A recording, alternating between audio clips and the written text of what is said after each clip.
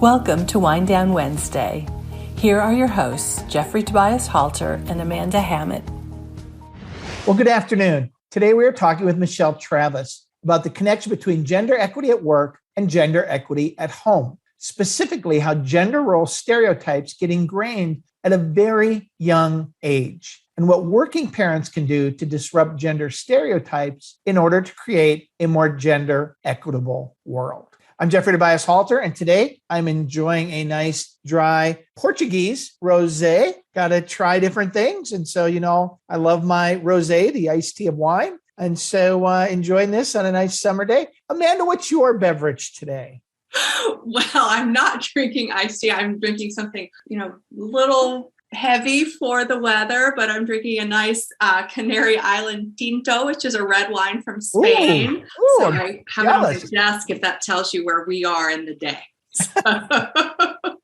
Wow. It is my honor to welcome Michelle Travis back to Wind Down Wednesdays. If you are a listener of the show, you know that we spoke to her earlier in the year about how dads of daughters can be workplace gender equality advocates. By way of introduction, I would love to tell you a little bit more about Michelle. So Michelle is a professor at the University of San Francisco School of Law. That was a tongue twister for me, apparently, where she co-directs USF's Work Law and Justice program. Michelle is an expert on employment discrimination law and work-family integration policies, and she previously advised companies as an employment law practitioner. Michelle is a founding member of the Work and Family Researchers Network and a board member for the nonprofit Fathering Together. Her book, Dads for Daughters, is a guide for engaging male allies for gender equity. She also has authored an award-winning children's book, My Mom Has Two Jobs, which celebrates working moms.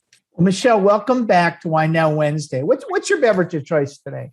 Thank you, Jeffrey and Amanda. It is wonderful to be back. Today, I was in need of a little sugar boost and wanted to celebrate the season. So I am drinking strawberry lemonade. Wow, it's very nice. Very refreshing. Nice. So, Michelle, let's dive in because we've got a lot to cover today. It's kind of unusual of a combination for a law professor who studies gender equity in the workplace to write both a guidebook for dads of daughters and a children's picture book about working moms. So what's the link between these two projects? Yeah, thank you for asking. As a professor of law, I have spent a lot of time focused on advocating for legal interventions that advance women's workplace equality, paid family leave, equal pay laws, pregnancy discrimination laws. And, I have to admit that it took me a couple decades to begrudgingly acknowledge that there's some limitations to what legal interventions can accomplish. I really just started realizing that law as a gender equity tool is both a little too little and a little too late. And here's what I mean by that. A little too little in the sense that laws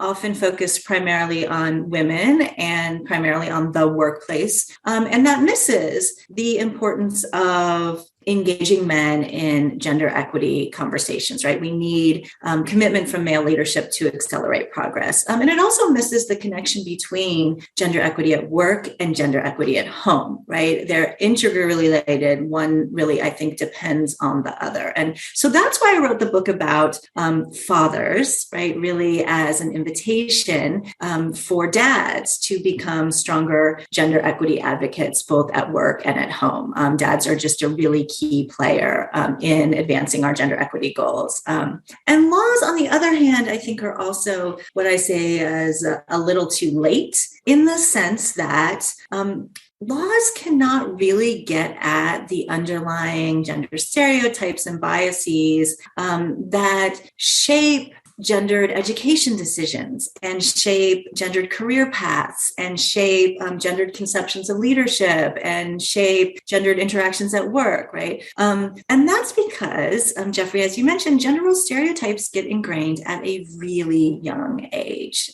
Kids become aware of gender. They can recognize gender categories and gender labels by age 2. And then gender stereotypes start kind of sneaking into the picture around age 3 to 5, right? That's when kids start actually associating certain appearances, certain traits, certain activities, interests, roles, careers with a particular gender, right? Age 3 to 5, right? That's also the time when, say, if you ask a child to draw a picture of a scientist or draw a picture of someone who's really good at math, they tend to much more frequently, boys and girls, draw men instead of women for those particular roles. And that's also the point at which kids start policing gender norms in other kids, right? They start ridiculing other kids for non-conformance with the stereotypes that they're learning and that's getting ingrained. And then at around age 6 to 7, we start seeing that kids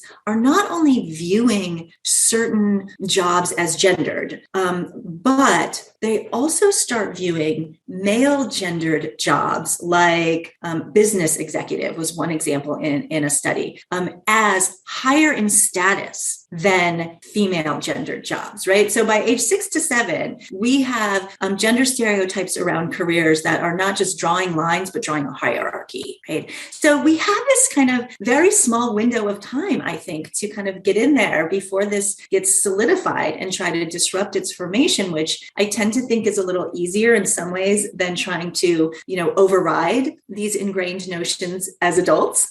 So that is really why I wrote a children's book, right? To try and get in there on the early end instead of always working on the back end. And my mom has 2 jobs I wrote it to celebrate working moms, to kind of show all of the important work that we do both as parents, right? Parenting is job 1. Job 2, right? 2 jobs is whatever job we're doing in the paid labor force, but both jobs, both work. And I wanted the book to really show both girls and boys images of diverse women in really a range of working roles. So I included some jobs that we typically think of as gendered female, like teachers and nurses, but also it shows images of moms in jobs that we typically get ingrained as gendered male. So moms who are engineers and pilots and military sergeants and doctors and lawyers. And so to me, kind of these disparate projects are aligned in the sense that they're getting at different facets of gender inequality, because as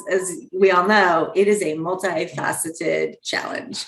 And so building on this, specifically as a father, but my children are grown and I'm doing this with my granddaughters, but for our male listeners and for our listeners who are going to share this with the men in their lives, what are some specific things dads can do at home to advance gender equity? Besides what might be the opposite or the obvious of, make sure your daughter has engineering things, or, your son has, dolls or things like this. Your work goes so much deeper and you've got so much great information. What are some really specific things that dads can do at home? Yeah. And I love this question because it really builds on the connection between things that dads can do in the short term at home to advance gender equity, which we all know will have long-term impacts on advancing gender equity at work, right? So it's sort of short-term at home, long-term at work. They're all connected. So you were right. One of the easiest things is to make really conscious choices about the books and the media and the activities that you're engaging your kids in to make sure that you're not falling into kind of gendered lines. A couple of fantastic books that I like to recommend for this very purpose that are written by dads of daughters that show girls in engineering roles, entrepreneurial roles, math, enjoying science are Ella the Engineer by Anthony Onesto. Love to shout that one out. The Startup Squad by Brian Weisfeld, Steam Team 5 by Greg Helmstetter. So we don't have to reinvent the wheel for these, right? And also thinking about about the activities that you engage in with your kids, right?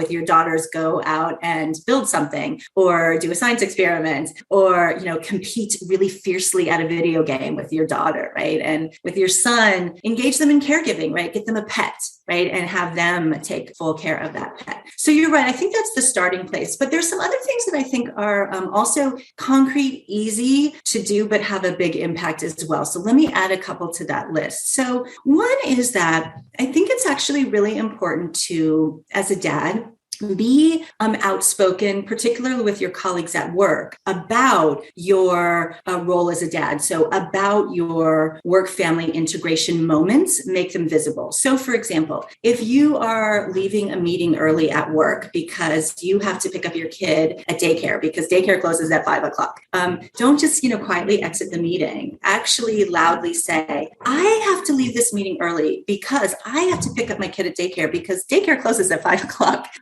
So those sort of being very clear and explicit about your work-family integration moments is gender equity work, right? Because it normalizes dads as caregivers too, and it normalizes the idea that workplace practices need to be built around, we need to think about, scheduling meetings around caregiving responsibilities. And the one other concrete, easy, but very powerful suggestion I have that I'd like to add to the list is, if you're a dad, consider putting dad on your LinkedIn profile or on your resume or on your bio, right? Along with all your other career moments and accolades, right? Dad as one of your experiences. Why is this important, right? We need to normalize the idea of working dad, not just working mom, right? That women are not the only one who are caregivers. But there's a second, I think, really important, powerful thing that this does for men to put dad on their resume, right? Dad on their LinkedIn profile.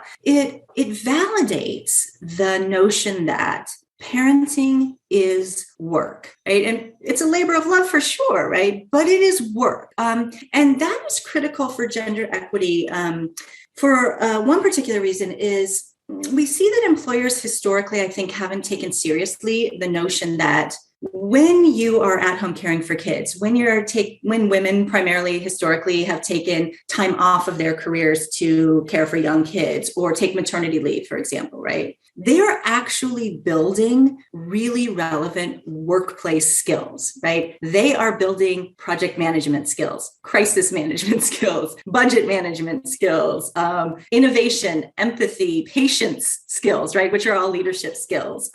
And so if men join this movement of viewing parenting as work, which is as simple as putting dad on your resume, right? What it will do is it will help employers stop viewing, breaks in your career that typically have been for women as, problematic resume gaps, right? But as actually the skill building periods that they actually are. So I would throw those out as really easy, concrete suggestions that dads can do thinking about gender equity at home and how it actually ends up relating to advancing gender equity at work.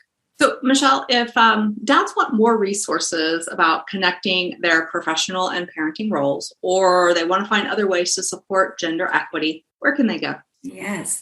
Well, thank you. I'd like to highlight two fantastic sources of resources in particular. So first, I'd love to send folks to the website of a nonprofit called Fathering Together, which I serve on the board. The organization's mission is really to create a community of dads supporting other dads to achieve better work-family integration. And Fathering Together has a platform called the Fatherhood Insider, which you can join as a dad. And it has great tips and resources and classes and workshops to also empower dads to be change agents for gender equity, right? To really think about how, as a parent, I'm also someone who can role model and support and advocate for gender equity. So check it out, the Fathering Together website, lots of great resources there. And then secondly, I want to remind folks about some fantastic resources that Jeffrey, actually, that you created that brought me to you originally when I was working on my Dads for Daughters book, because I think they are very powerful, accessible. They're on the Why Women website. The two of my favorite resources there, although there's just an abundance of information there, but one is the Male Advocacy Profile Quiz. Jeffrey, I love how this is a quick quiz. It's like 20 questions, and it's a great first start for men who are thinking, how do I become a better gender advocate? How do I turn my allyship into action? And I think the Male Advocacy Profile Quiz is helpful because it gets individuals to think about some self-insights, to learn about themselves, right? Where am I at right now on my gender advocacy journey, right? How much do I actually know about gender biases? How willing am I to get feedback about, correcting my own biases, right? So great starting point, because we got to really kind of know ourselves first. And then the second resource is that I want to do a shout out for is the Actions for Advocates pledge, again, on Jeffrey's Why Women's site. I give this to all of my male friends and colleagues. Why? Because it's a pledge that allows you to select from a list of concrete, doable things, right? Where so many of us think this is such a big problem. How can I make a difference? And they range from, I pledge to invite another man into a conversation about gender equity, right? Very powerful, easy, doable. I pledge to speak up about a moment of discrimination when I see it, right? When a man interrupts a woman. Doable, powerful. I pledge to mentor or sponsor women colleagues at my workplace, right? Which is going to create the kind of workplace we all want for our next generation of kids, right? So I suggest these resources both because I think they build on this connection between gender equity at home and gender equity at work in really powerful ways. And they give us opportunities to turn our allyship into action and advocacy, which is often hard to do. Wow, Michelle, thank you. Our listeners can't tell, but I'm actually blushing right now. I'm honored and humbled by you calling out my resources, and we will post those on our website, as well as the other great resources that Michelle has brought up. I want to throw one thing out that I learned in one of my programs that I think fits right in this. One thing men can do, and that is list themselves as the emergency contact at school, because literally 100% of emergency contacts are women. And you know what? It's just, and I can't take credit for this. Some man told me this in a session, but it is game changing when you as a father get that call. And so one little thing you can do to demonstrate your commitment to this is that simple action. I love putting dad on your LinkedIn profile. So Michelle, thank you so much for joining us to talk today about gender role stereotypes, how they get ingrained at a very young age, and what working parents can do to disrupt them. You'll find more information on Michelle and her work on her website, michelletravis.net. Her books are available on your favorite bookseller, and you can follow her on Twitter. So Michelle, thank you so much for coming on again. We love having you on to talk about these unique challenges and opportunities that fathers face. So thank you. Thank you so much. Appreciate it. Thanks again for joining us for Wind Down Wednesdays, a contemporary midweek discussion on current workplace and marketplace issues with a focus on diversity, inclusion, intersectionality, and equality. I'm Amanda Hammett, and on behalf of myself and Jeffrey Tobias Halter, thanks so much for joining us, and we'll see you in the next episode. Thank you for joining us for Wind Down Wednesday. If you like this episode, please subscribe to receive more episodes straight to your inbox.